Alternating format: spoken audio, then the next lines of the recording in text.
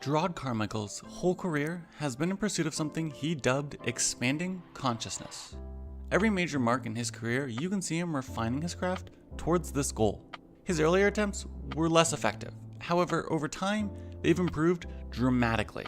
Love at the Store does not wade into sensitive issues so much as it dives in headfirst, with the first topics of conversation being Sandy Hook and Trayvon Martin. While discussing these topics, Carmichael on multiple occasions attacks the audience directly. You wake up, you have your cup of coffee, you do this to a picture of Trayvon. This rather antagonistic style of Carmichael's continues throughout the show, as he actively challenges the audience on everything from their sport loyalties to their family ties. That was just groan-worthy. You guys are really supportive of your WNBA.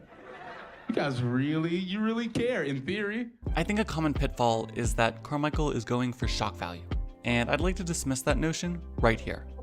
The WNBA is a weird place to go if you're looking to lean on shock value. Also, his bit about Trayvon Martin, while aggressive, does challenge how much you actually care about these events. He took it as, but people do care, but I'm like, but do they? It's also relentlessly self-focused, which can work as a character, but I never see the payoff if it is. Like, half of you guys barely know me, and I'm already number 11 on the list. Like, you're looking at the 11th greatest living black person. Like, as soon as Bill Cosby dies, I'm in the top 10. In the end, his goal is to make people differentiate between what they think they care about and what they actually do. His approach was to confront the audience by bringing up something that they're emotionally invested in and then explaining why they're wrong in a forum where they're not allowed to disagree.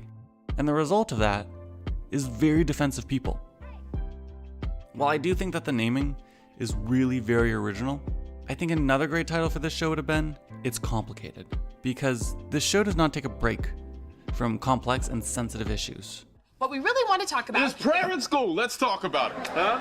Tried and true to Carmichael's style, he neither wades into the format nor the material slowly, with the first episodes being a large and impressively elaborate debate on politics and marriage. So what you're telling me is you would pick religion over civil liberties? Good question, Dad. That is not what I'm saying. What made your show so great was the ecosystem of huge national disagreements and conversations can actually be happening within 6 people in a family. But as good as Carmichael is at capturing the big moments, he still does a really good job with the small ones. You calling me poor? Yes. Quick aside, this wine glass, which is given as a gift and pretty obviously not received well in the pilot episode, shows up subtly 2 episodes later without any lines to draw attention to it, which is an example of the level of detail that the show consistently delivers, and one of the things that makes the show truly entertaining. What's missing is a personal connection with the audience. You're no longer attacking the audience, but also the ideas are presented as an academic debate between a fictional family, meaning it doesn't get you to think about your own beliefs. This begs the question, if these methods don't work, how do you get people to change their mind? And the answer is, you trick them. 8 immediately starts differently than Love at the Store.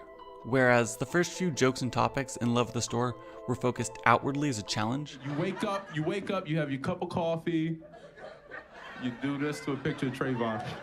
8 starts off mainly with introspection. His demeanor has also changed significantly, more subtle and subdued from the extroverted man we saw on stage at the Comedy Store. I wish I felt things. Like, I'm one of those people who just doesn't give a fuck about things. His tactics for 8 seem largely to focus around his own apathy towards life, which he expects the audience will not relate to, but then express the reasons why this makes him anxious, which he suspects the audience will. The net effect of this is to create a conflict in the audience's mind, since their own actions towards topics they care about line up with Carmichael's. But that's odd, because if they care and Carmichael does not, why are their actions the same? This begs the question, do I really care? One example of how he portrays his lack of empathy comes from how he talks about servicemen. Like, if a troop, Like, I wouldn't. I'd be like, no, you've done enough. Get out of here with that, Troop. What are you doing? And I think John Mulaney described this best. It's just a little bit wrong, isn't it? It's just a little off. Like when someone's like, how are you? And you're like, nothing much, and it sort of makes sense. This works because when someone is out of touch with the world, they tend to get the details wrong. Like the way to refer to a particular profession, or signal 3 glasses at a bar. You know, little things. Another good example of this is the way he talks about relationships. I don't have a girlfriend because I know deep down in my heart, I'm an amazing boyfriend.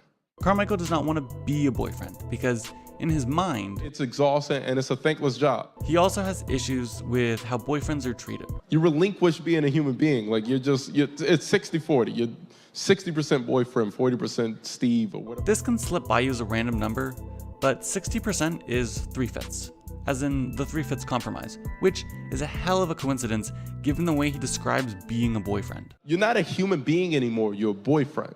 And I'd put money down that it's not a coincidence because everything I know about Carmichael says he's got a real good work ethic towards refining his sets. It actually reminds me of Trevor Noah. Where did you get that incredible work ethic? From being poor. The last thing we need to talk about is 8's director, Bo Burnham, mainly because he did a fantastic job with the cinematography of this set. Although some people might downplay the importance of directing a comedy show, I'm convinced he added significant value to this set with 3 major choices: the opening and closing shots, the audience, and the portraits. The opening shot was like something out of The Shining, and the music did not cause that feeling to subside. This shot ends with Carmichael alone in a dark room looking at his phone, which I think is a great shot for describing the mood for the rest of the set. Also, you see Carmichael neither get on nor off stage. In a day and age where you have maybe overly long entrance sketches and in some cases encore performances, 8 sticks very solidly to the comedy, with little to no fat anywhere. The audience was also all over the set. If you accept that this is about people and Carmichael's goal of expanding consciousness, it makes sense to visually remind the viewer of the audience whenever you get a chance.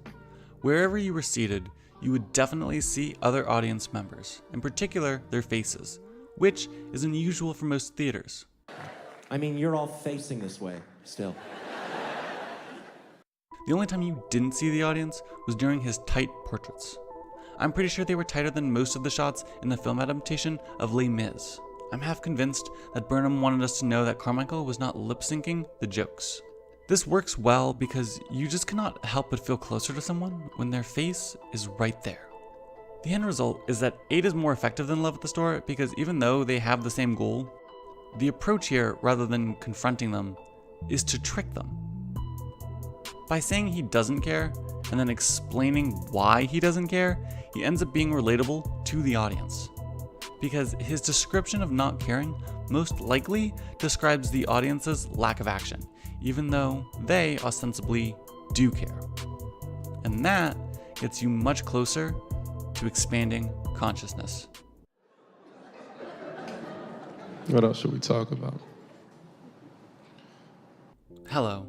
The video's over and you can leave if you want, but I'd like to take this opportunity to talk to you for just a moment.